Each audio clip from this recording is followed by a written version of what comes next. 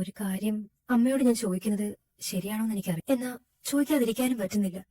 ഭയങ്കര മുഖവരെയാണല്ലോടി. നീ എന്താന്ന് വെച്ചാ ചോദിക്ക്. കൃഷ്ണേന്ദ്രൻ സാറിന്റെ കാര്യത്തിൽ അമ്മയ്ക്കുള്ള സ്റ്റാൻഡ് എന്താ? സാറ് സുഖമായി പഴയതുപോലെ ജീവിതത്തിലേക്ക് മടങ്ങണം. സാറിന്റെ അസുഖം മാറുന്ന കാര്യമല്ല. സാറിന്റെ കാര്യത്തിൽ അമ്മയ്ക്കുള്ള മനസ്സെന്താ? എനിക്ക് ഏറ്റവും ബഹുമാനമുള്ള വ്യക്തിയാണ്. എന്റെ ഗുരുനാഥനാണ്. അതൊക്കെ എനിക്കും അറിയാം. സാർ എന്താ ഇതുവരെ വിവാഹം കഴിക്കാത്തത്? അത് നല്ല പ്രായത്തിൽ ചിന്തിച്ചില്ലെന്നും പിന്നെ വൈകിയതിനാൽ താല്പര്യം വെച്ചില്ലെന്നും ആ സാറ് പറഞ്ഞിട്ടുള്ളത്. അമ്മ അത് വിശ്വസിക്കുന്നുണ്ട്. അത് അമ്മയും സാറിനെയും അയാൾ അന്ന് കൊല്ലാൻ നോക്കിയതും ഇപ്പൊ തട്ടിക്കൊണ്ടു പോയതൊക്കെ എന്തിനാ? അത് അയാൾക്ക് തെറ്റിദ്ധാരണയും സംശയമല്ലേ, അതാ. അല്ലാതെ അയാൾ പറയും പോലെ ഒന്നും ഇല്ലെന്നാ? എനിക്കറിയില്ല കുഞ്ഞി, ഞാൻ അങ്ങനൊന്നും ചിന്തിച്ചിട്ടില്ല. ചില കാര്യങ്ങള് നമ്മുടെ മനസ്സ് പോലും അംഗീകരിക്കില്ല. സാറിന് അമ്മ ഇഷ്ടമായിരുന്നു എന്ന് തന്നെ സമ്മതിച്ചിട്ടുണ്ടല്ലോ. എനിക്ക് അങ്ങനെയൊന്നും ചിന്തിക്കാനാവാത്ത വിധം ഞാൻ മുരടിച്ചു പോയിരുന്നു. എങ്കിലും ഒരാളുടെ ഇഷ്ടം ഇത്രയും നാൾ അറിയാനാവാതിരിക്കുവോ? ഞാൻ എന്നോട് ചോദ്യം ചോദിക്കുകയോ ഉത്തരം തേടുകയോ ഒന്നും ചെയ്യാത്ത ആളാ. അമ്മ ഇനിയും ആരെയാണ് എന്തിനാണ് ഭയക്കുന്നത്?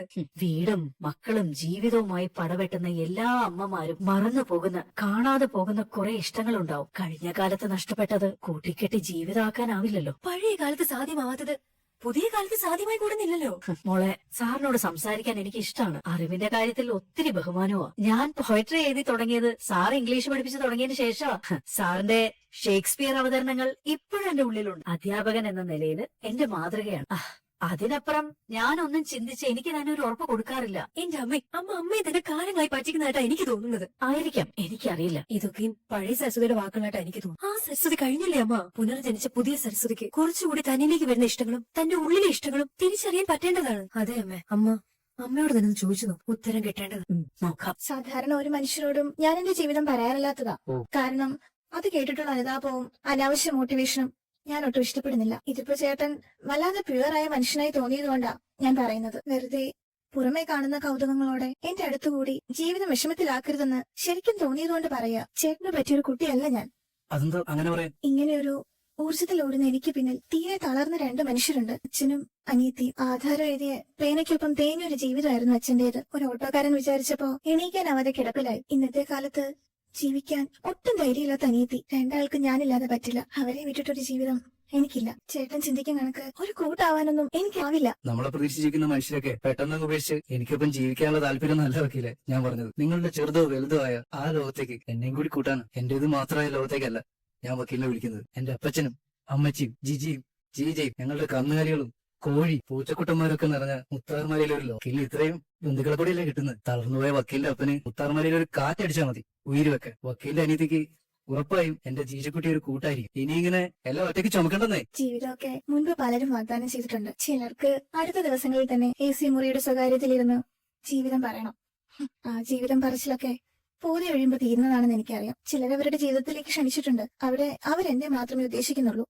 ഇതിപ്പോ ആദ്യമായിട്ടാ എന്നെ ഒരാളൊരു വലിയ ലോകത്തേക്ക് ക്ഷണിക്കുന്നത്. എന്നോടൊപ്പം അച്ഛനും അനിയത്തും ഒക്കെ അതിന്റെ ഭാഗമാണെന്ന് പറയുന്നത്. ഒറ്റയ്ക്ക് നീ ചുമക്കണ്ടെന്ന് പറയുന്നത്. നിങ്ങളെ ഞാൻ എങ്ങനെ ഇഷ്ടപ്പെടാതിരിക്കും? അല്ല, ഞാൻ പറഞ്ഞത് നേരം പോക്കല്ല. ഉറക്കു കഴിഞ്ഞ് സർക്കാർ ജോലിക്ക് പഠിക്കുമ്പോ എനിക്ക് ഊർജ്ജം തരുന്ന മുഖം വക്കീലിലേത്. ഞാൻ ആ ജോലി ഉറപ്പായി ഒപ്പി. കാരണം എനിക്ക് വക്കീലിനെ ജീവിതത്തിൽ വേണം. എനിക്ക് വക്കീലിന്റെ കാര്യത്തിൽ ഒരു ധൃതിയില്ല, ഒരു ഉറപ്പ് മാത്രം മതി. ഒരാൾ കൂട്ടിനുണ്ടെന്നത് ഇതുവരെ ഇല്ലാത്തൊരു സമാധാനം തരുന്നു. അപ്പോ അങ്ങനെ തന്നെ നോക്കാല്ലേ? അതെ വക്കീലെ, അങ്ങനെ തന്നെ നോക്കാന്നേ. അപ്പൊ ശരി, പറഞ്ഞ പോലെ. എന്നാ രണ്ട് ചായ കുടിച്ച് വാക്കാൻ ഉറപ്പിച്ചാലോ വക്കീലെ? എന്താ? ആയിക്കോട്ടെ. പണ്ട് രക്ഷിതാക്കൾ മക്കളെ ഓരോ കാര്യങ്ങൾക്ക് ക്രോസ് ചെയ്യുന്ന പോലെയാ ഇപ്പൊ പിള്ളേര് നമ്മളെ ക്രോസ് ചെയ്യുന്നത് സാർ. അതാണ് സരസ്വതി, തലമുറ മാറി. എന്നാലും സാർ ഇത് അല്പം കൂടുതലാണെന്ന് എനിക്ക് തോന്നുന്നു. ആരാ ക്രോസ് ചെയ്തത്? കുഞ്ഞി തന്നെ. കൃഷ്ണേന്ദ്ര സാറിന്റെ കാര്യത്തില് എന്താ അമ്മയുടെ സ്റ്റാൻഡ് എന്നാ ചോദ്യം. ഈശ്വര, കുഴപ്പിക്കുന്ന ചോദ്യമാണ്. ഇപ്പോഴത്തെ കുട്ടികൾക്ക് തീരെ പൊതിഞ്ഞു വെച്ചുള്ള സംസാരം. അവർക്ക് തോന്നുന്നത് അതേ അളവിലും വീര്യത്തിലും ചോദിക്കും. എന്നിട്ട് കുറെ ഉപദേശവും തന്നു. സാറിനോടായതുകൊണ്ട് ഞാനൊന്നും പറയുന്നില്ല. ഇനി എന്തായാലും കുറച്ചു കാലത്തേക്ക് മോഹൻ പുറത്തു വരാൻ ധൈര്യം. സരസ്വതി എത്രയും വേഗം റീജോയിൻ ചെയ്ത കാര്യം സ്കൂളിലേക്ക് മടങ്ങാൻ ഇനി ആരെയും പേടിക്കേണ്ട കാര്യമില്ലല്ലോ. നിങ്ങൾ മൂന്നാളും ഡിസ്ചാർജ് ആയാൽ എനിക്ക് സമാധാനമാവും. അത് കഴിഞ്ഞാൽ ഉടനെ ജോയിൻ ചെയ്തോളാം. ഹോസ്പിറ്റലിന്റെ കാര്യവും ജോയിനിങ്ങും തമ്മിൽ കൂട്ടിക്കലർത്തേണ്ട കാര്യമില്ല. എത്രയും വേഗം ജോയിൻ ചെയ്യാം. ഞാൻ സോമൻ സാറിനെ വിളിച്ച് സംസാരിക്കാം സാർ. ഇനിയും അതൊട്ടും വൈകിക്കണം. ശരി സാർ.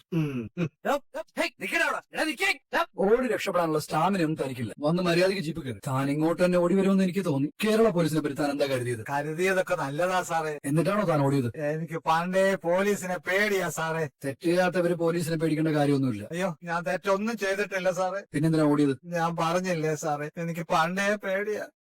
ഞാൻ ഒരു തെറ്റും ചെയ്തില്ല. സന്തോഷിനെ പേടിച്ച് മണിയുടെ വീട്ടിൽ നിന്ന് ഇറങ്ങിപ്പോയ എന്നെ ആ മോഹനാ തട്ടിക്കൊണ്ട് പോയത്. അയാൾ തന്നെ എന്തിനാ തട്ടിക്കൊണ്ട് പോകുന്നത്? വല്ല മുതലും കയ്യിലുണ്ട്? അല്ല സാറേ, അല്ല സാർ, ഇല്ല സാറ്, തന്നെ തട്ടിക്കൊണ്ട് പോയതാണ്. എന്തിനാന്ന് പോലീസ് വന്നപ്പോ താ മോഹന്റെ കൂടെ ഓടിയത്?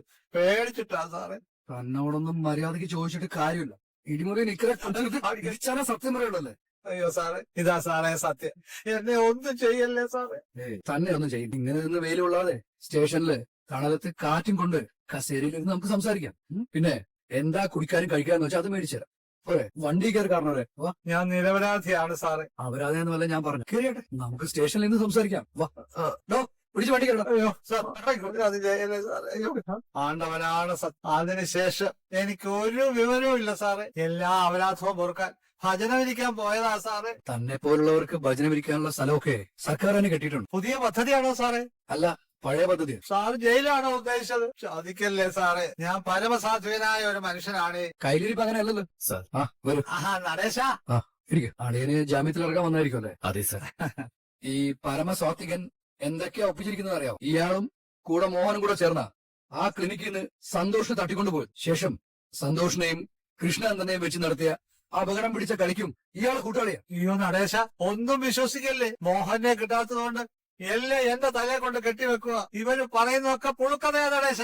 ആണോ? പുഴുക്കതാണോ?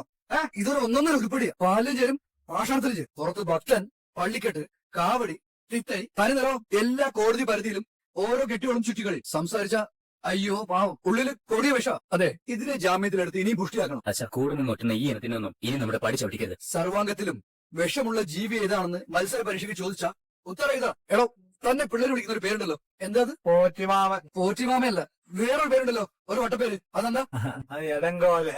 ആ, അതാണ് തനിക്ക് പറ്റിയ പേര്. എന്നാ ഞങ്ങൾ ഇറങ്ങാം സർ. കാര്യങ്ങൾ ചോദിച്ചറിയാൻ വന്നു എന്ന് വെച്ചാൽ മതിയല്ലോ. ആ ശരി. ശരി സർ. ശരി സർ. അയ്യോ നടേശ, എന്നെ കളഞ്ഞിട്ട് പോവല്ലേ. അളിയനെ ഇനി ഇവര് ഭദ്രമായിട്ട് നോക്കിക്കോളൂ, പേടിക്കണ്ട കേട്ടോ. ഹലോ ഹലോ ഉമേഷേ, അടുത്ത ഷെഡ്യൂൾ മുതലേ നമുക്ക് ഈ അസോസിയേറ്റ് വേണ്ട കേട്ടോ. ഇത്തവണ 6 ദിവസം കൊണ്ട് തീരേണ്ട വൃന്ദയുടെ വർക്ക് അവൻ 8 ദിവസത്തേക്കാ ചാറ്റ് ചെയ്തിരിക്കുന്നത്. കമ്പനിക്ക് നഷ്ടമുണ്ടാകുന്ന ഒരു പരിപാടിക്ക് ഞാൻ നിൽക്കല്ലേ. ഋതു എന്റെ കൂടെ വരാൻ തുനിഞ്ഞു നിന്ന് കുറച്ചുകൂടി നല്ലൊരു വീട് ശരിയായിട്ട് അവനെ കൊണ്ടുവന്ന് ഞാൻ പറഞ്ഞു. എന്തെങ്കിലും ഒരു പരിഹാരം ഉണ്ടാവണമെങ്കിൽ അമ്മയുടെ കൂടെ സപ്പോർട്ട് വേണം. മഹേഷേട്ടന് പണ്ടേ കിളി പോയിരിക്കുവാന്ന് എനിക്കറിയാം. ഇപ്പൊ ഞാൻ എന്ത് ചെയ്യണമെന്നാ നീ പറയുന്നത്?